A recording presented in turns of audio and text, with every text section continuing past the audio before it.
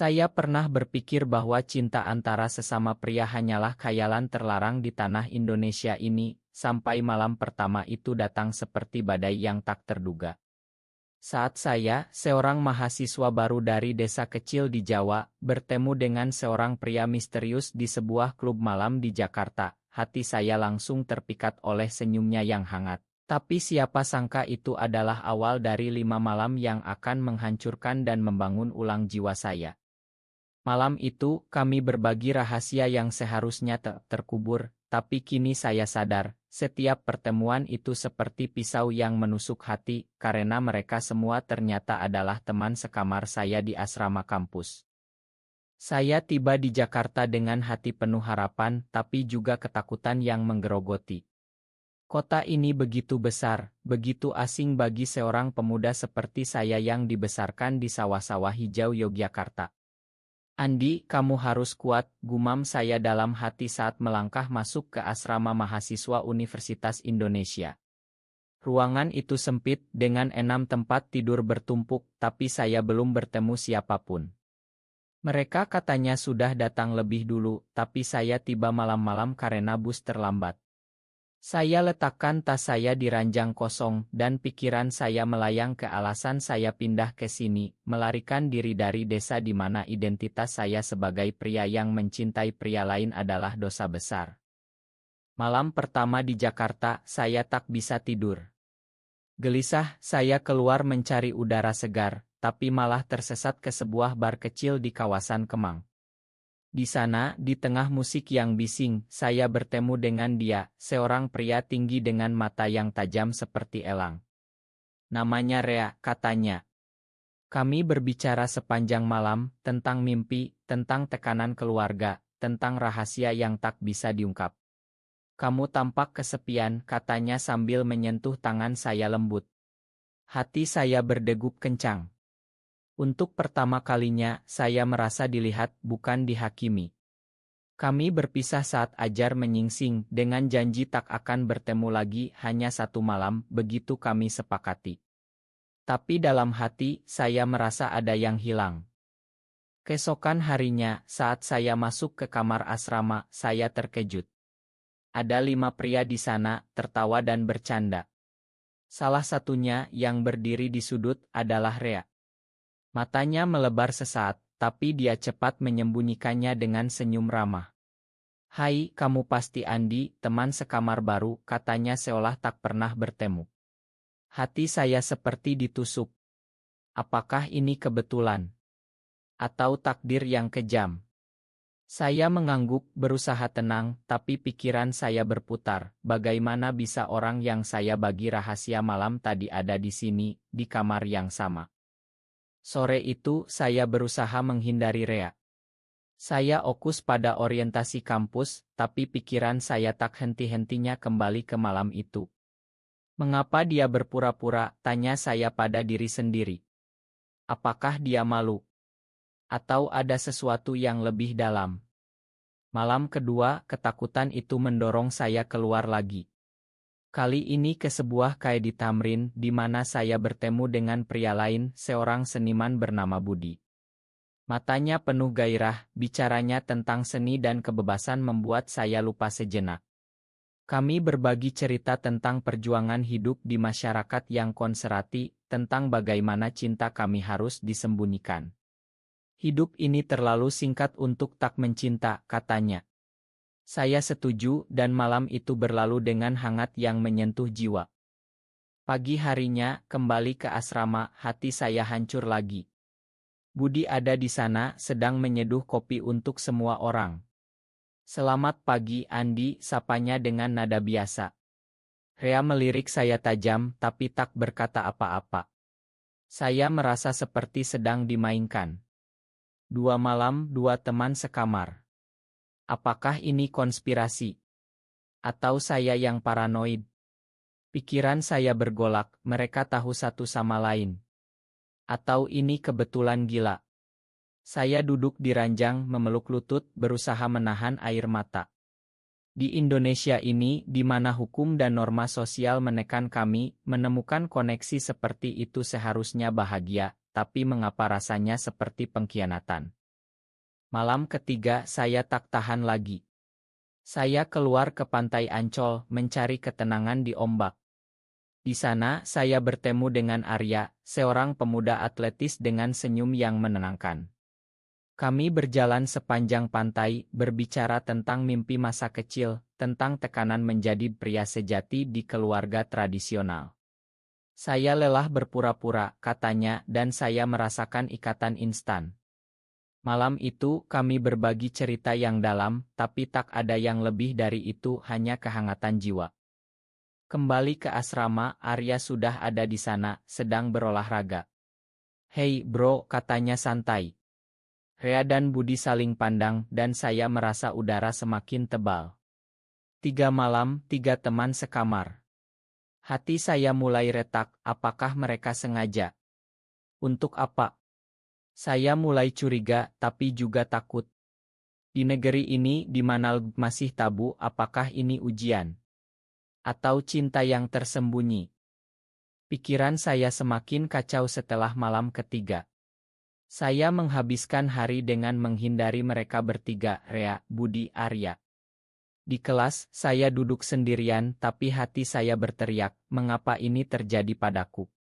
Saya ingat kata-kata ayah di desa, jadilah pria yang benar, Andi.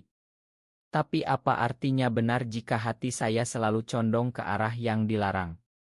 Malam keempat, dorongan itu datang lagi, seperti racun yang tak bisa saya tolak. Saya pergi ke sebuah pesta di Senayan, di mana musik dan cahaya neon menyembunyikan kesepian.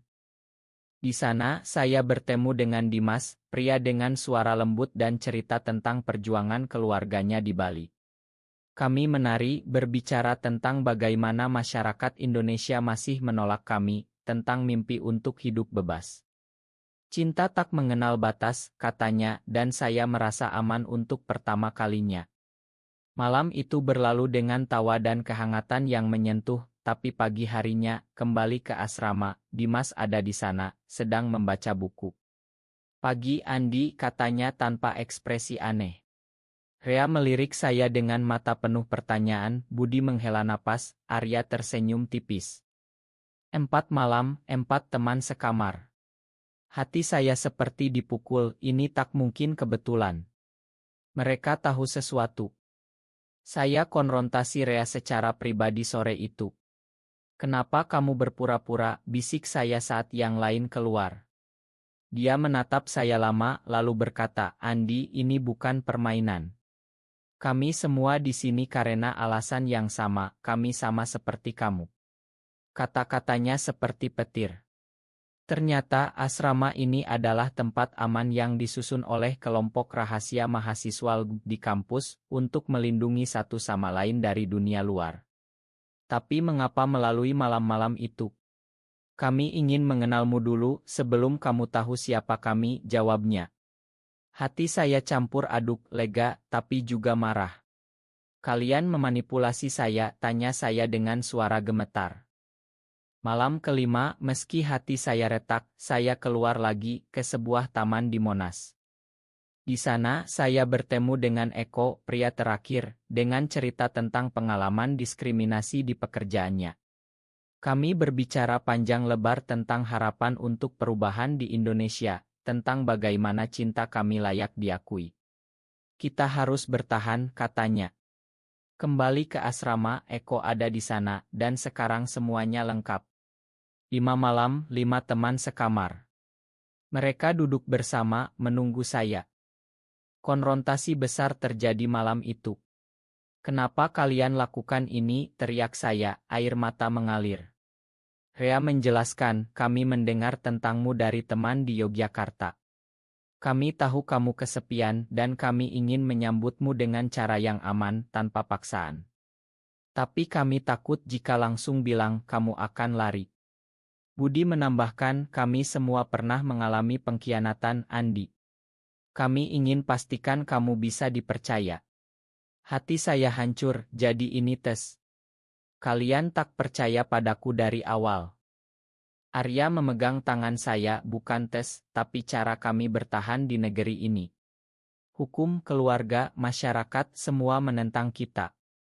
Dimas dan Eko mengangguk. Saya merasa dikhianati tapi juga dipahami. Pikiran saya berperang, mereka melindungi diri, tapi mengapa harus menyakiti hati saya? Saya tinggalkan ruangan itu dengan hati yang semakin berat, merenung di balkon. Malam-malam itu indah, tapi sekarang terasa seperti tipuan. Apakah cinta bisa lahir dari kebohongan? Hari berikutnya, saya mulai melihat sisi lain. Rea mendekati saya, menceritakan masa lalunya, diusir keluarga karena orientasinya. Saya tak ingin kamu alami itu sendirian, katanya. Hati saya mulai lunak, tapi luka masih ada. Bagaimana saya bisa percaya lagi, gumam saya dalam hati. Cinta yang lahir dari rahasia mulai menggerogoti jiwa saya lebih dalam. Setelah pengakuan itu, asrama menjadi tempat yang penuh ketegangan. Saya melihat Rea, Budi, Arya, Dimas, dan Eko dengan mata baru, bukan sebagai stranger malam, tapi sebagai saudara dalam perjuangan. Tapi hati saya tak bisa bohong, ada rasa sakit yang mendalam dari tes mereka. Mereka mengenal saya melalui malam-malam itu, tapi saya merasa seperti boneka, pikir saya setiap malam, bergulat dengan insomnia. Di kampus, saya berusaha fokus pada kuliah, tapi pikiran selalu kembali ke mereka. Suatu hari, Rea mengajak saya jalan-jalan ke kota tua. Di sana, di tengah bangunan kolonial, dia berkata, "Andi, makan saya. Saya jatuh cinta padamu sejak malam pertama." Kata-katanya seperti angin segar, tapi juga pisau. Bagaimana bisa? Semua ini direncanakan, tanya saya. Dia menggeleng, tidak semuanya. Malam itu asli, perasaan saya asli. Hati saya berdegup, tapi keraguan tetap, apakah ini bagian dari rencana lagi? Kembali ke asrama, saya lihat Budi sedang melukis potret saya. "Ini untukmu," katanya malu-malu. Arya berbagi cerita olahraganya, Dimas tentang musik Bali, Eko tentang pekerjaannya. Mereka semua mencoba mendekat, tapi saya merasa terpojok. Mereka ingin apa dari saya, gumam saya. Malam itu, mimpi buruk datang, saya dibuang oleh mereka, seperti ayah saya dulu. Bangun dengan keringat dingin, saya sadar luka masa lalu saya belum sembuh. Konflik memuncak saat saya mendengar percakapan mereka. "Andi terlalu rapuh," kata Budi. "Kita harus hati-hati," tambah Arya. Hati saya seperti diris, mereka membicarakan saya di belakang. Saya konfrontasi mereka lagi. "Kalian anggap saya apa? Proyek kalian," teriak saya. Rea mencoba menenangkan, "Bukan begitu, Andi. Kami peduli." Tapi kata-kata itu tak cukup. Saya keluar, berlari ke jalanan Jakarta yang hujan. Di sana, di bawah guyuran, pikiran saya berputar liar. Saya mencintai mereka masing-masing dalam cara berbeda, tapi ini terlalu rumit. Kembali basah kuyup, mereka menunggu dengan khawatir. "Kami tak ingin kehilanganmu," kata Dimas. Air mata saya bercampur hujan, saya juga tak ingin, tapi kalian menyakiti saya. Malam itu, kami berbicara panjang, membuka luka masing-masing. Rea cerita tentang kekasih lamanya yang mengkhianatinya, Budi tentang diskriminasi di sekolah seni. Perlahan, ikatan mulai terbentuk. Saya mulai melihat mereka bukan sebagai pengkhianat, tapi sebagai korban masyarakat yang sama. Mungkin ini cara Tuhan menyatukan kami, pikir saya. Tapi keraguan tetap, apakah cinta ini tulus, atau hanya ilusi untuk bertahan? Hari-hari berikutnya, romansa berkembang. Rea dan saya berjalan tangan dalam tangan di taman kampus, hati-hati agar tak dilihat. "Kamu adalah cahaya saya," bisiknya. Tapi di asrama, ketegangan muncul lagi saat Eko mengaku juga punya perasaan pada saya. "Saya tak bisa bohong lagi," katanya. Hati saya terbelah, bagaimana bisa? Ini akan menghancurkan semuanya. Pengkhianatan datang tak terduga. Saya temukan pesan di ponsel Rea, dari mantannya, mengajak bertemu. Apakah dia masih mencintainya, pikir saya, hati seperti jatuh ke jurang. Saya konfrontasi dan dia mengaku itu masa lalu, tapi saya ragu. Air mata saya mengalir, jadi semua ini bohong. Dia menangis, tidak Andi. Saya bingung. Malam itu asrama seperti medan perang emosional. Saya mundur, merenung sendirian. Cinta ini terlalu berat, gumam saya. Tapi di saat itu Budi datang memeluk saya, kami semua mencintaimu dengan cara kami. Ini bukan kompetisi. Hati saya mulai meleleh, tapi luka semakin dalam. Luka dari pengakuan Rea seperti api yang membakar jiwa saya lebih hebat. Saya menghabiskan malam-malam berikutnya dengan air mata yang tak henti mempertanyakan segalanya. Apakah saya layak dicinta? Tanya saya pada cermin, melihat bayangan yang rapuh. Di asrama, suasana semakin tegang. Arya mencoba menengahi, Rea bodoh, tapi dia mencintaimu. Tapi kata-kata itu tak menyembuhkan. Saya mulai menjauh, fokus pada studi, tapi hati tak bisa bohong, saya merindukan mereka semua. Suatu hari, Dimas mengajak saya ke Bali untuk libur singkat, katanya untuk menyembuhkan. Di pantai Kuta, di bawah matahari terbenam, dia berkata, Andi, lupakan Rea. Saya di sini untukmu. Sentuhannya lembut, tapi hati saya berontak, ini pengkhianatan terhadap yang lain. Kami berbagi momen romantis, berbicara tentang mimpi masa depan di Indonesia yang lebih toleran. Tapi di malam itu pesan dari Rea datang, makan saya tak bisa tanpamu. Hati saya terpecah belah. Kembali ke Jakarta, konflik meledak. Eko mengetahui tentang Bali dan marah besar. Kalian berdua mengkhianati kami, teriaknya. Asrama menjadi arena pertengkaran. Budi menangis, ini akan menghancurkan kelompok kita. Arya diam, tapi matanya penuh sakit. Saya merasa bersalah, semua ini karena saya. Pikiran saya berputar, saya yang membawa kekacauan ini. Rea datang malam itu berlutut, saya putus dengan masa lalu. Kamu adalah segalanya. Tapi kepercayaan sudah retak. Bagaimana saya yakin? Tanya saya dengan suara pecah. Dia menangis, menceritakan bagaimana mantannya memanipulasi dia. Hati saya lunak, tapi luka tetap menganga. Malam-malam berikutnya, kami mencoba memperbaiki, tapi bayang pengkhianatan tetap ada. Kemudian, ancaman dari luar datang. Seorang dosen curiga dengan kelompok kami, dan rumor menyebar di kampus. Mereka bilang kita abnormal, kata Arya panik. Hati saya seperti ditusuk, ini akhirnya. Kami bersatu untuk menghadapi, tapi tekanan semakin berat. Saya merenung, cinta kami indah, tapi dunia ini kejam. Di puncaknya, Eko hampir diusir keluarga karena rumor. Saya tak tahan lagi, katanya sambil menangis.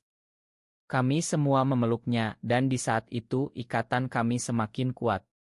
Kita harus bertahan bersama, kata saya. Tapi dalam hati, saya bertanya, apakah ini cukup? Romansa dengan Rea berkembang lagi, tapi dengan hati-hati. Saya tak akan menyakitimu lagi, janjinya. Tapi keraguan tetap, bagaimana jika dia bohong? Budi dan yang lain mendukung, tapi saya lihat kecemburuan di mata mereka. Ini bukan cinta satu orang, tapi keluarga, pikir saya. Malam klimaks datang saat demonstrasi kecil di kampus untuk hak. Kami ikut, tapi polisi datang. Kekacauan terjadi dan Rea terluka melindungi saya. Di rumah sakit, dia berkata, saya mencintaimu, Andi. Air mata saya mengalir, saya juga. Tapi luka emosional semakin dalam, membuat saya mempertanyakan segalanya.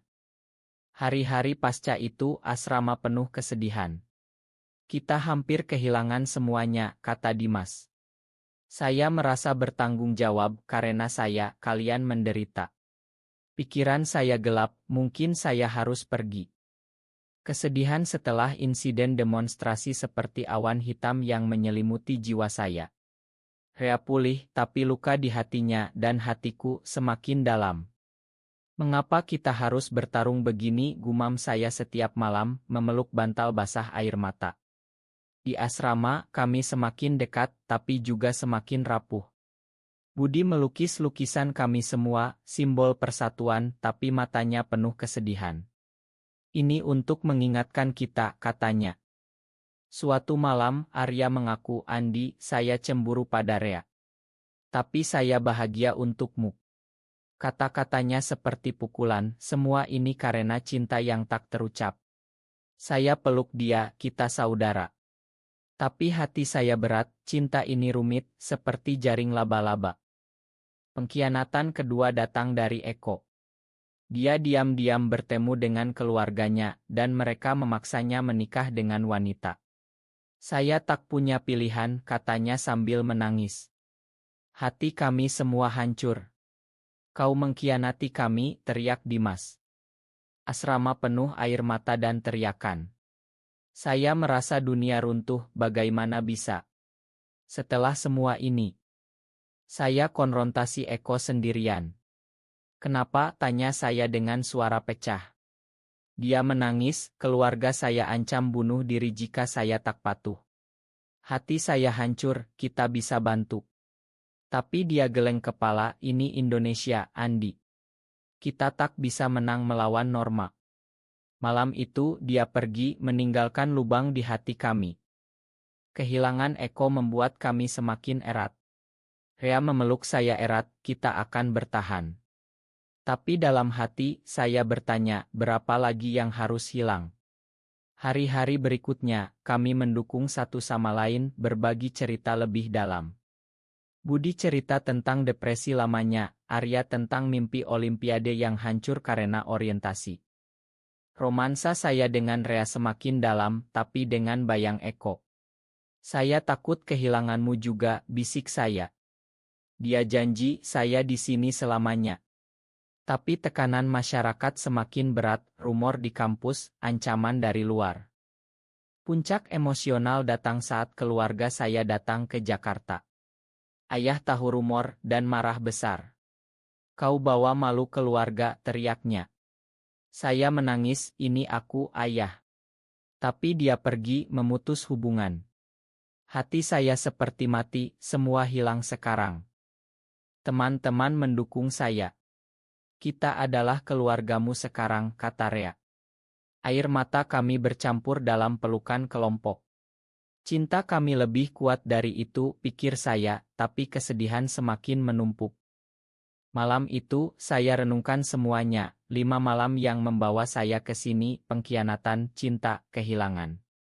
Apakah ini layak, tanya saya.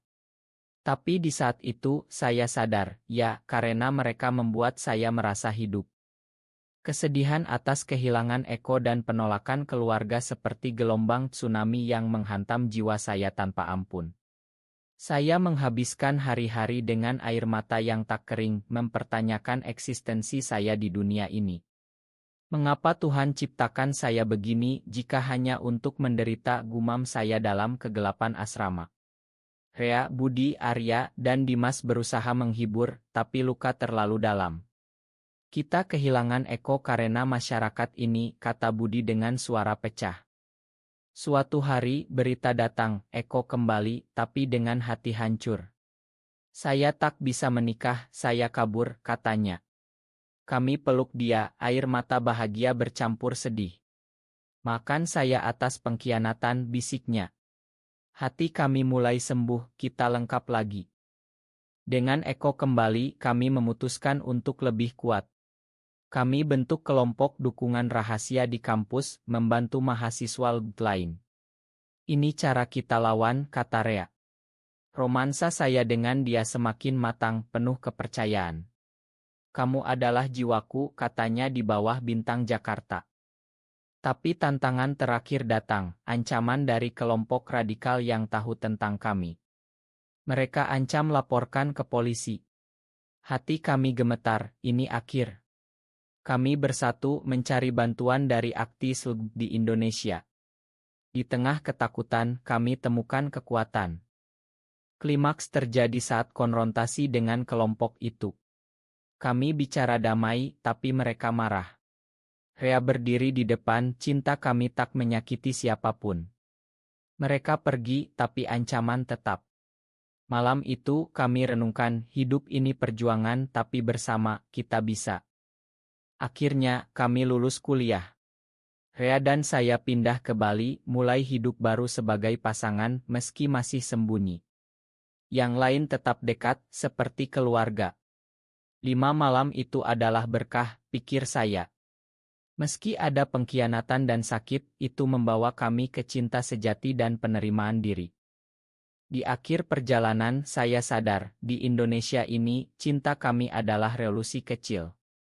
Kami tak sempurna, tapi manusiawi. Terima kasih atas semuanya, bisik saya pada mereka. Hidup berlanjut, penuh harapan.